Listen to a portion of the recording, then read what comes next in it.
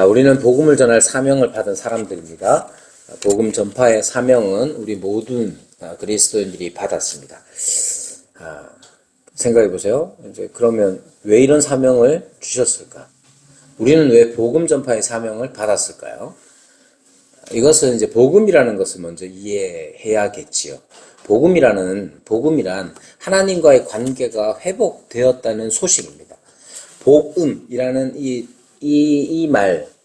복음이라는 건 복된 소리, 복된 소식이라는 뜻이니까, 복된 소식이 뭐냐 했을 때 그것은 하나님과의 관계가 회복되었다는 거예요. 전에는 우리가 죄와 허물로 죽었던 존재였는데, 이제 죄와 허물 때문에 빛 대신 하나님 앞에 나아가지 못한 채로, 즉 어둠 가운데에서 살다가 우리가 죽을 수밖에 없는, 영원한 죽음을 가질 수밖에 없는 그런 존재들이었는데, 이제는 하나님 편에 서는, 아니 더 나아가 하나님의 아들로 입양되어 이제 하나님을 아버지라 부르는 놀라운 은혜를 받았다 하는 소식이 바로 복음인 것이죠. 여러분, 한번 속으로 대답해 보세요. 여러분은 이러한 복음을 받았습니까? 창건이는 대답해도 된다. 창건이는 어때? 모를 수도 있죠. 아직까지. 자, 복음 전파의 사명은 이렇게 복음을 듣고 그 복음이 우리에게 들려주는 하나님과의 관계. 전에는 죄와 허물로 죽었던, 그래서 영원한 하나님과 관계없이 살아가는 그런 존재였는데, 이제는 하나님과의 관계가 회복되어서 하나님을 아버지라 부르는, 실제로 아들이 된 그 은혜를 우리가 받은 거예요. 그래서 이 은혜를 받았다 하는 깨달음, 믿음이 중요한 거죠. 만약에 아직까지 나는 여전히 죄가 있고 허물이 있어서 하나님을 아버지라고 부르긴 부르는데 진짜 언제나 늘 나는 내 죄 때문에 불안해 라고 생각한다면 아직까지 구원의 은혜에 이르지 못한 겁니다. 그렇다고 해서 내가 오늘도 죄를 지었는데 아이고 오늘도 즐겁게 죄를 지었네, 그런 사람은 당연히 구원이 없는 사람이죠. 그건 하나님을 이용해 먹는 또 다른 죄이죠. 죄는 언제나 하나님을 생각나게 하고, 죄는 언제나 하나님 앞에서 우리에게 불편한 것들이에요. 그러나 그렇다고 해서 하나님과 나와의 관계가 깨질 만큼, 의심될 만큼 죄가 우리에게 역할을 하지 않습니다. 우리 막내가 죄를 자주 짓죠. 그렇게 다 칩시다. 그래서 잘못을 뭔가 아빠한테 잘못을 범하고 저지르고 우리 막내가 불안해합니다. 어떻게 불안해하느냐? 아빠가 혼내면 어떡하냐? 지난번에도 막 꿀밤을 막 여러 대를 줘버렸어요. 같은 데만. 너무 막 내가 화가 나가지고. 그러면 안 되는데. 자, 그렇게 꿀밤을 맞으면서도, 이 사람은 내 아버지가 아니구나, 이렇게 생각하지 않을 거란 말이에요. 아빠가 왜 이렇게 화를 내나 의문을 가질 수는 있고, 또 좀 더 성숙한 사람이라면 내가 아빠한테 뭔가를 잘못했구나 이렇게 깨달을 수는 있지, 이 사람은 꿀밤을 주는 거 보니까 이 사람은 분명히 이건 아저씨야 이렇게 생각하지는 않을 거란 말이에요. 자, 그래서 우리가 하나님 앞에서 구원을 받았다는 것은 하나님을 아버지로 부르며 아버지로 그 아들로 살아가는 거예요. 죄는 그 아버지의 마음을 아프게 했으니까 내가 불편해지는 거지. 내가 죄를 지었으니까 나는 하나님 아버지께로 갈 수 없는 것 같아, 이렇게 생각하지 않는 거예요. 만약에 여전히 그렇게 생각한다면 그것은 여전히 복음이라는 것을 제대로 이해하지 못하는 것이죠. 여러분, 우리에게 복음 전파의 사명을 주신 분은 주님이십니다. 왜 주셨느냐 하면, 이 사명이라는 것, 즉 직접적인 명령이죠. 너희는 가서 복음을 전파하라. 이렇게 명령하셨으니까 그 사명을 받은 거예요. 그래서 사명, 복음 전파의 사명은 직접적으로 주신 명령일 뿐만 아니라 우리에게 베풀어 주신 은혜의 크심 때문에 일어나는 당연하고 자연스러운 반응입니다. 우리가 음식을 하나, 짜장면을 하나 먹어도 짜장면이 맛있으면 맛있는 걸 소문낸단 말이에요. 아, 이 집 정말 맛있더라. 저도 이제 정영경 집사님한테 소개받아가지고 짜장면집 갔더니 맛있더라고요. 그래서 자주 갑니다, 한 번씩. 그런 거잖아요. 우리에게 복음이라는 것은 하나님과의 관계가 회복되었다는 이 소식은 그것이 내가 직접 경험한, 맛본 것이기 때문에 나 같은 사람이 하나님을 아버지라고 부르는 이 은혜를 누리고 있기 때문에 이것이 너무 좋아서 자연스럽게 나오는 당연한 반응이에요. 두 가지가 다 포함되는 겁니다.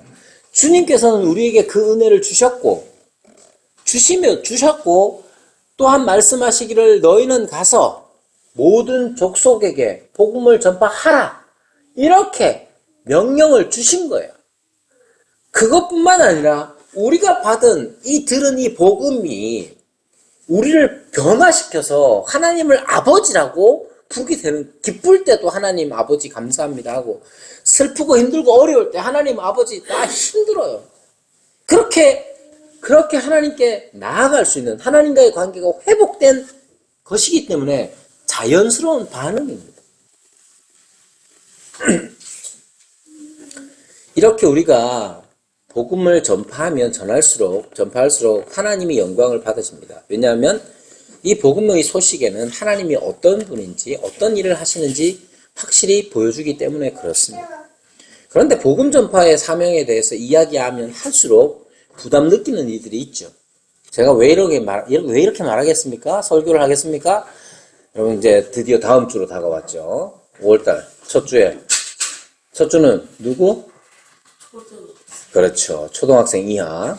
자, 둘째 주는 중고등부.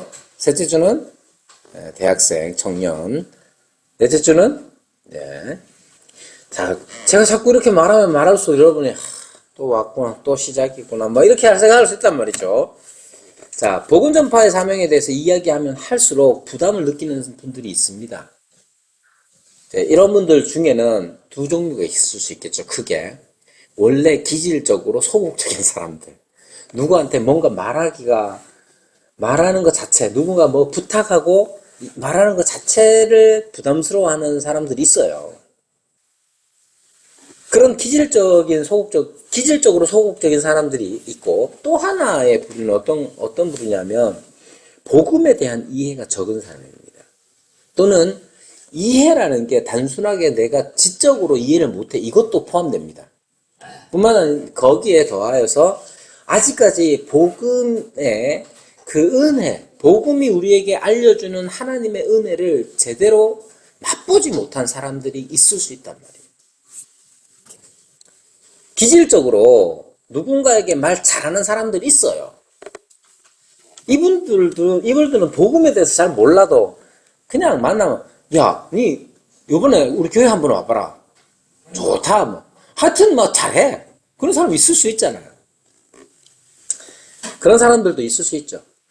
그러나 우리가 기질적으로 적극적이고 누군가에게 무언가 말하기를 잘하는 사람들이 있고, 또는 기질적으로 잘 못하는 사람들이 있고, 어떤 경우이든지 간에 복음에 대한 이해는 꼭 필요합니다. 제가 전도주의를 오랜만에 하면서, 전도주의를 몇 년 전까지 계속 하면서 강조했던 것 중에 하나가 뭐냐면, 이번 기회에 복음에 대하여서 내가 이해를 해보자. 그래서 복음이 무엇인지를 알고 복음에 대하여서 복음을 전해보자. 지난주에도 말씀드렸잖아요. 단지 그냥 우리 교회에 와봐라. 이것도 복음 전파의 한 방법이 될 수 있어요. 그렇지만 내가 진지하게 한 영혼을 위하여서 기도하며 그 영혼이 복음을 들을 수 있도록 내가 복음을 전하는 사람이 되어보자 하는 것도 전도주일의 목표란 말입니다. 그런 의미에서 이 복음에 대해서, 구원에 대해서 이해할 때 우선돼야 되는 개념이 뭐냐? 관계예요, 관계. 자꾸 우리는 복음, 구원 그러면 자꾸 죽으면 천국 가는 것만 생각한단 말이에요. 죽으면 천국 갑니다. 그러나 죽으면 천국 가는 게 복음, 구원을 담는 그릇으로는 부족해요. 복음이나 구원이라는 게 얼마나 풍성한데 그 작은 거, 그 작은 그릇에만 담으려고 하느냐는 거예요. 여러분, 복음이나 구원에 대해서 우리가 이해할 때 가장 중요한 개념이 관계입니다. 누구와의 관계냐? 당연히 하나님과의 관계죠. 하나님과의 관계가 회복된 사람들은 또한 서로를 향하여 그 관계가 회복되는 거예요. 그래서 복음이라는 것은 다차원적이다라고 지난주에 말씀드렸습니다. 하나님과의 관계가 회복되는 것이 구원이고, 어떻게 그 결과, 하나님과의 관계가 회복되는 그 결과가 일어날 수 있느냐 하는 게 복음이에요.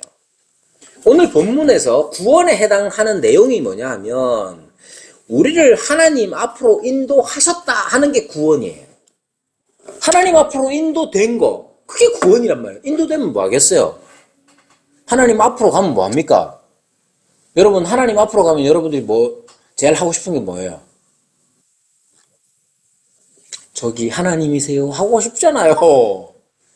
그렇게 물을 수 있고, 하나님께서는 그래, 바로 나다, 이렇게 말씀해 주시겠죠. 그러한 관계가 회복된 것 자체가 바로 구원이에요. 그러면 그럼 우리는요, 죄와 허물로 인해서 거룩하신 하나님 앞으로 나아갈 수 없는 존재들이죠. 죄와 허물 가운데 살다가 영원한 형벌을 받는 것이 죽음이라면 영원하시고 빛 대신 아버지 하나님께로 인도되는 것이 구원인 것이죠. 그렇다면 이 결과를 가져오는 것이 무엇이냐? 간혹 사람들은 스스로 선을 행하며 사는 것, 인간의 선행이 바로 우리를 하나님 앞으로 인도한다고 생각합니다. 또는 과학이나 기술이 우리를 하나님 앞으로 인도한다. 즉, 기술이 가져다 주는 영생을 소망합니다. 그러나 그것이 구원이 아니다 하는 걸 우리는 잘 알고 있죠. 성경은 우리에게 구원을 주는 것, 즉 복음을 이렇게 소개합니다. 우리 3장 17절, 그리스도께서도 3장 18절입니다. 베드로전서, 그리스도께서도 단번에 죄를 위하여 죽으사 의인으로서 불의한 자를 대신하셨다. 이것이 중요하죠. 여기에 어떻게 하나님 앞으로 인도되느냐, 어떻게 하나님 앞으로 인도되느냐, 어떻게 우리가 하나님을 아버지라고 부르며 아들된 삶을, 자녀된 삶을 살아갈 수 있게 하느냐, 이것이 바로 복음이에요. 세상 사람들이 들어야 하는 게 뭡니까? 세상 사람들이 들어야 하는 것은 그들이 속으로 계속해서 갈망하고 있는 바, 하나님에 관하여, 하나님과의 관계의 회복에 관하여 어떻게 그 일이 일어나느냐를 전해야 되는 거예요. 여러분, 우리는 어떻게 하나님 앞으로 인도됩니까?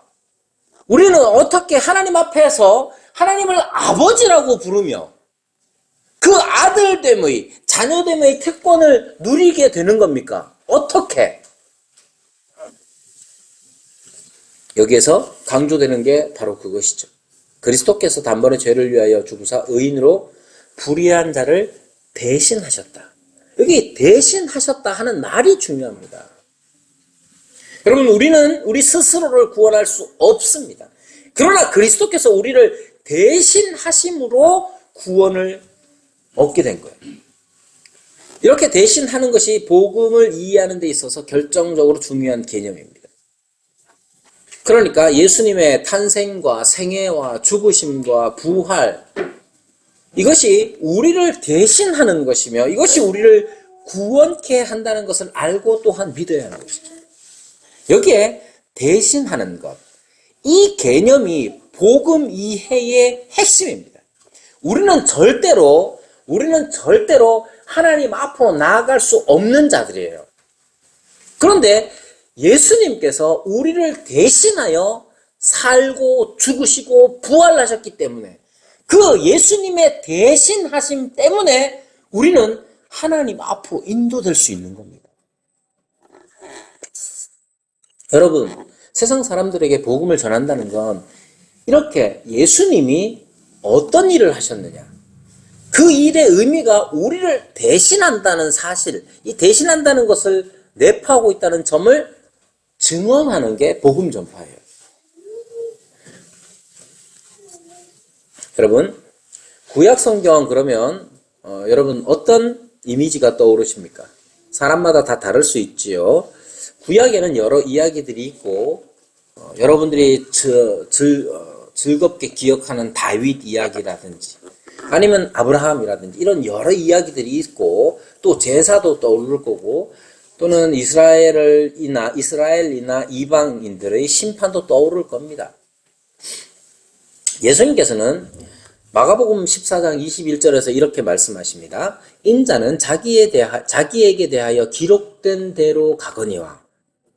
그러니까 예수님께서 스스로 말씀하실 때 자기에 대하여 기록된 대로, 즉 예수님의 생애가 구약의 이 거룩한 기록을 성취하고 있음을 말씀하신 겁니다. 그리고 이 구약의 핵심이라는 것은 메시아에 대한, 구원자에 대한 이스라엘의 소망인 것이죠. 여러분, 메시아는 어떤 존재냐 했을 때 주로 구약에 약속된 메시아는 하나님의 아들, 예를 들면 사무엘하 7장에 나오죠. 사무엘하 7장 12절에서 14절에 나오는 하나님의 아들이나 다니엘서 7장에 나오는 인자로서 구약의 메시아는 우리의 죄로 잘못된 모든 것을 바로잡고 죄인을 하나님과 화해시키고 악을 물리치고 하늘과 땅을 새롭게 하는 존재, 바로 구약에 약속된 메시아입니다. 그렇다면 우리를 대신하고 우리 죄 때문에 우리 대신 고난을 받게 될 메시아에 대한 구약의 증언이 있느냐? 있습니다. 구약에서는요, 이 메시아, 대신한다는 개념을 세 가지 방식으로 나타냅니다. 하나는 이야기. 이제 요즘은 이야기 이렇게 말하면 좀 더 고급스럽게 서사. 그러니까 서사와 제사와 그리고 메시아에 대한 예언, 이 세 가지 방식으로 대신한다는 개념을 전달하고 있습니다. 자, 마가복음 14장에서 인자는 자기에게 대하여 기록된 대로 가거니와 라고 하신 말씀, 그 기록된 대로 가거니와 하시는 이 말씀 안에 내포된 이 대신의 개념 자체가 구약 안에서도 풍성하게 나타나는데 세 가지 방식으로 나타나는 거예요. 서사, 이야기, 제사, 제도, 그리고 메시아에 대한 예언, 이렇게 나타나는 겁니다.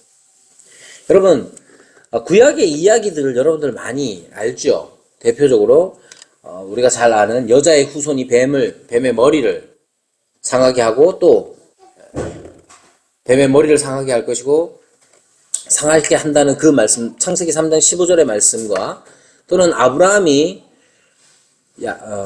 이삭을 제물로 바치려고 할 때에 수량이 대신 죽게 되죠. 또는 출애굽할 때에 이스라엘의 모든 장자를 살리는 게 뭐냐? 어린 양이 장자를 대신해서 죽은 겁니다. 그런 이야기들. 또는 모세는 이스라엘 대신 자신의 생명을 대체하는 제물로 하나님께 드리려고 합니다. 이런 식으로 구약에서는 많은 이야기들이 바로 대신하여 죽임을 당하고 대신한 죽음 때문에 생명을 얻게 되는 그런 이야기들이 많이 나와 있어요. 이것의 핵심적인 것들이 바로 이사야에 나오는 종에 관한 이야기죠.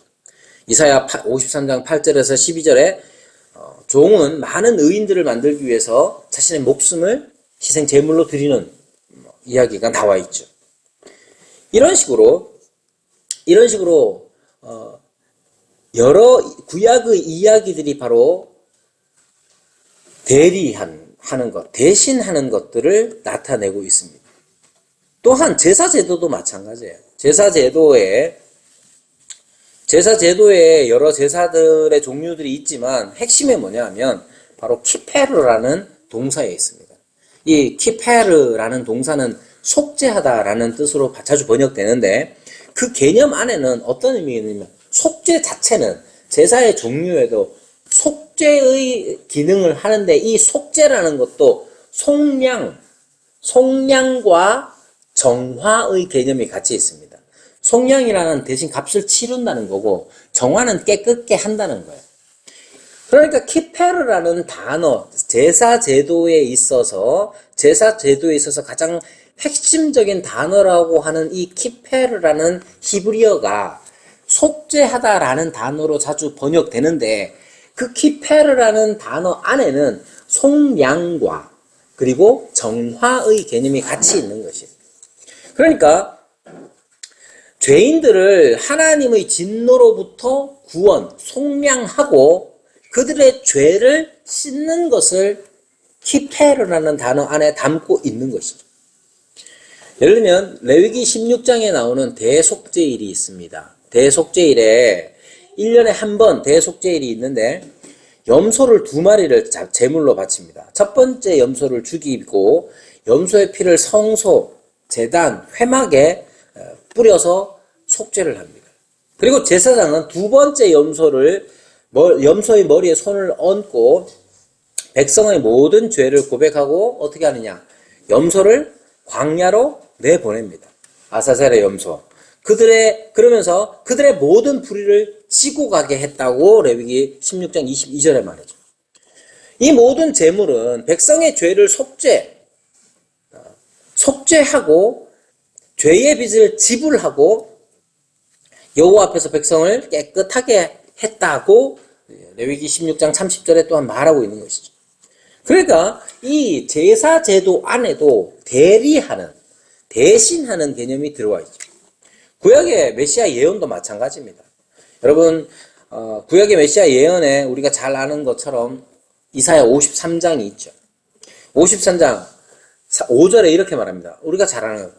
그가 찔림은 우리의 허물 때문이요. 그가 상함은 우리의 죄악 때문이라. 그가 징계를 받음으로 우리는 평안을 누리고 그가 채찍에 맞음으로 우리는 나음을 받았도다. 여기에 그가 찔리는 것, 원래 찔려야 하는 것, 우리의 허물 때문에 우리가 찔려야 하지만 그가 대신하여 찔림으로써 그리고 그가 대신 우리의 죄악 때문에 대신 상함을 받음으로써 우리는 나음을 받는다라고 이사야 53장 5절에 말하는 것이죠. 이렇게 대신한다는 이 개념 자체가 이미 구약에서부터 제사나 혹은 여러 이야기들이나 혹은 메시아의 예언에 담겨져 있는 거예요. 그래서 신약에 와서도 예수님께서 부활하셔서 예수님께서 말씀하실 때 구약의 근거에서 당신의 죽음을 제자들에게 설명하시고 그리스도가 고난받고 죽은 자들 가운데서 부활해야 함을 가르치십니다. 누가복음 24장 26절에서 27절, 44절에서 46절 그렇게 말하고 있는 것이죠. 그러니까 그리스도께서는 구약에 나타나는 방식을 언급하셨는데 그리스도의 죽음을 대리적 죽음으로 가르치셨다는 거예요. 대표적으로 마가복음 10장 45절 마가복음 10장 45절에 그렇게 말씀하십니다. 인자가 온 것은 섬김을 받으려 함이 아니요 도리어 섬기려 하고 자기 목숨을 많은 사람의 대속물로 주려 함이다. 이렇게 말하는 거예요. 그래서 제자들은 그리고 성경의 저자들은 이 부분을 강조해서 가르치고 있는 겁니다.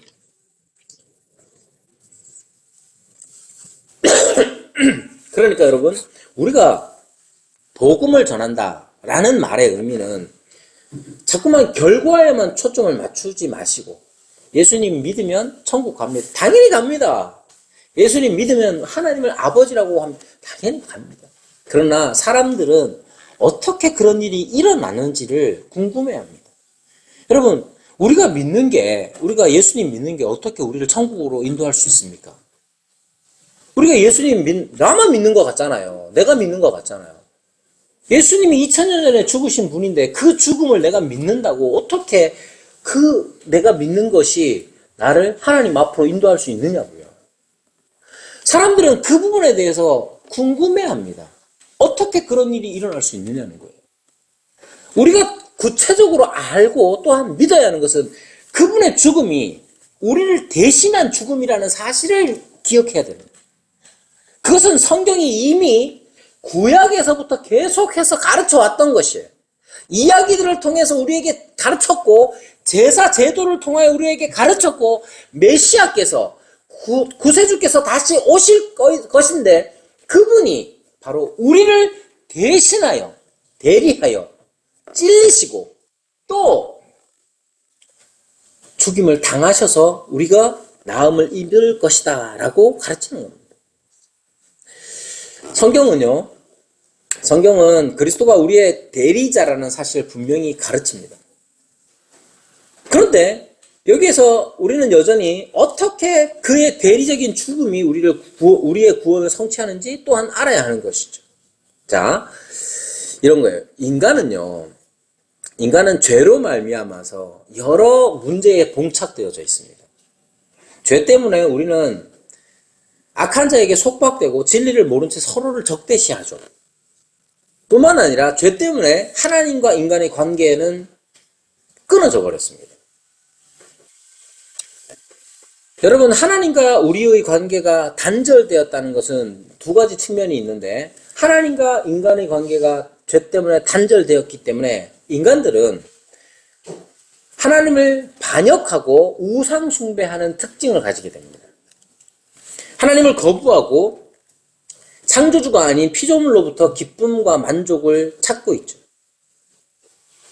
그러면 이러한 인간에 대해서 하나님은 어떻게 하시느냐 하면, 하나님은 그러한 인간을 심판하십니다. 그리고 이 심판은 하나님의 거룩하심과 사랑과 성품에 합당한 반응입니다. 예를 들면 이런 거죠. 여러분, 훌륭한 재판관은 어떤 사람입니까? 악인에게 저지른 악에 합당한 형벌을 내리는 게 훌륭한 재판관이란 말이에요. 하나님을 반역하고 하나님을 하나님으로 모시지 아니하고 다른 그 어떤 것을 하나님처럼 소중히 여기는 자들에게 하나님께서 좋은 재판관으로서 그에 합당한 형벌을 내리셔야 하는 거죠. 그런데 하나님은 피조물을 사랑하시는 선한 왕으로서 그 선하심을 거스르지 않습니다.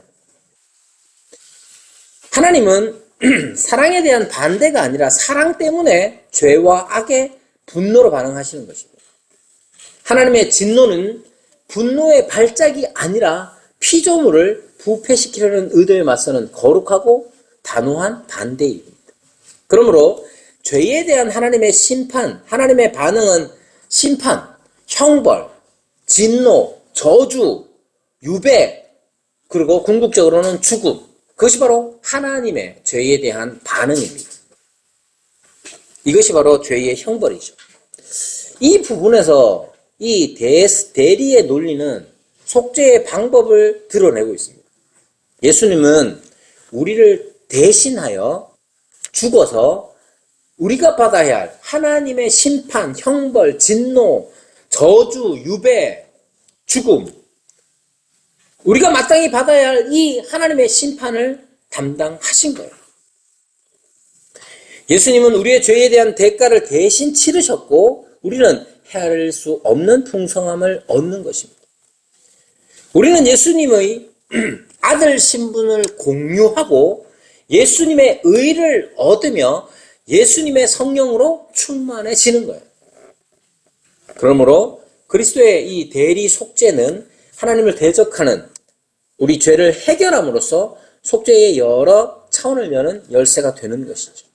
즉 여러분, 우리가 복음을 전하는 일에 있어서 이렇게 예수님께서 우리를 대리하셨다 하는 점들을 분명히 우리는 믿고 있고 믿고 있어야 하고 또한 전해야 하는 것입니다.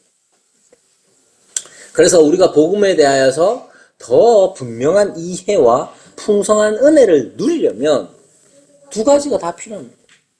그리스도께서 무엇을 성취하셨느냐 하는 것, 즉 복음의 결과가 무엇이냐 하는 것과 어떻게 그것이 성취되는지 수단에 관한 것들을 이해하는 것이죠.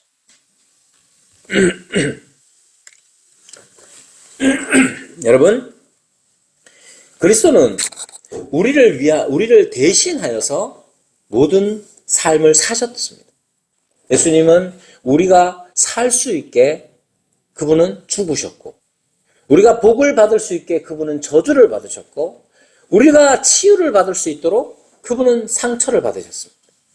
우리가 온전하게 될 수 있도록 그분은 짓밟히셨고, 우리가 용서받을 수 있도록 그는 죄를 짊어지셨습니다. 우리가 빛 가운데 걸을 수 있도록 그는 어둠에 던져지셨습니다. 이러한 원래 우리가 받아야 할 것들을 대신하여 그리스도께서 대신 그 모든 것들을 담당하셨기 때문에 고린도전서 15장 3절에 말씀하시는 것처럼 그리스도는 우리의 죄를 위하여 죽으셨다는 점을 우리는 기억을 해야 합니다. 그러므로 여러분, 우리가 먼저 그리스도의 대속적인, 대리적인 이 죽음, 이 속죄의 은혜를 깊이 되새기며 우리가 전할 내용은 바로 그리스도께서 우리를 대신하여 고초를 당하시고 죽음을 당하셨다는 점을 우리의 복음 대상자에게 전해야 합니다. 여러분, 그들이 듣겠어요? 그들이 듣든지 아니 듣든지 그 모든 결과는 주께 맡기는 겁니다. 우리에게 주어진 사명은 무엇이냐면 때를 얻든지 못 얻든지 복음을 전파하는 거예요. 그렇다고 해서 아무 길거리에 막 나가가지고 막 외쳐, 그렇게 할 수 있는 사람은 그렇게 해도 됩니다. 길거리에서 사거리에서 예수님을 믿으라고 외칠 수 있는 사람은 외쳐도 됩니다. 그러나 그렇지 못한 사람, 여러 사람이 처음 보는 사람에게 복음을 못 전하겠는 사람 대부분이잖아요. 그런 사람들이 그러면 가만히 언제나 가만히 있어야 되느냐? 그렇지 않아요. 우리에게 소중한 사람, 내가 좋아하는 사람, 또는 내가 만나고 있는 사람에게 이 복음을 전파할 수 있어야죠. 다시 말씀드리지만 모든 사람은 영원한 것에 대한 관심을 가지고 있습니다. 결혼할 때도 사랑에 빠졌을 때도 이 사랑이 영원할 것이라 생각합니다. 죽음이 우리를 갈라놓을 때에도 다시 만나자는 약속을 합니다. 왜 그러냐? 우리에게 주님께서 영혼을 사모하는 마음을 우리에게 주셨기 때문에 그렇습니다. 세상의 모든 사람들은 하나님에 대하여서 알고 싶어 합니다. 그것이 꼭 하나님이라는 단어를 사용하지 않더라도 우리의 삶을 이끌어가는 힘이 어디서 오느냐? 우리는 어떻게 살아야 하느냐? 우리는 어디에서 왔느냐? 이러한 질문들을 언제나 사람들은 하고 삽니다. 또는 우리는 언젠가 죽음을 맞이하게 될 거야 라고 늘 생각합니다. 그러면 그 다음은 어떻게 될 건가? 늘 궁금해한단 말이에요. 사람들은 알고 싶어 합니다. 우리에게 답이 있잖아요. 우리는 이미 그 답을 알고 있고 우리는 이미 복음이 주는 이 선물을 받아서 누리고 있잖아요. 그러므로 여러분, 주님께서 우리에게 사명으로서 복음을 전파하라 하시는 이 사명뿐만 아니라 우리가 받은 이 복음, 우리가 들은 이 복음이 가져다 준 이 하나님의 은혜의 선물들 우리가 이미 누리고 있기 때문에 우리는 이 복음을 전파해야 합니다. 여러분, 이제 한 주 남았습니다. 과연 얼마나 우리가 복음을 전파할지, 혹은 얼마나 많은 사람들이, 아니 몇 명이나 우리 교회로 올지 몰라요. 아무도 안 올 수도 있어요. 그러나 아무도 복음을 전하지 않는 일은 없었으면 좋겠어요. 복음의 열매, 그 결과, 그것은 주님께서 행하시는 일이고 우리에게 주어진 사명은, 우리에게 주신 명령은 복음을 전파하라는 거예요. 그러므로 여러분이 만나는 사람들에게, 동네 꼬마 아이에게, 또는 어르신들에게, 또는 청년들에게, 학생들에게 복음을 전파하십시오. 그래서 참된 은혜의 공동체로서 또 복음을 복음이 이 땅에서 더욱더 편만해지기를 간절히 바랍니다. 우리 함께 말씀을 생각하시면서 기도하겠습니다.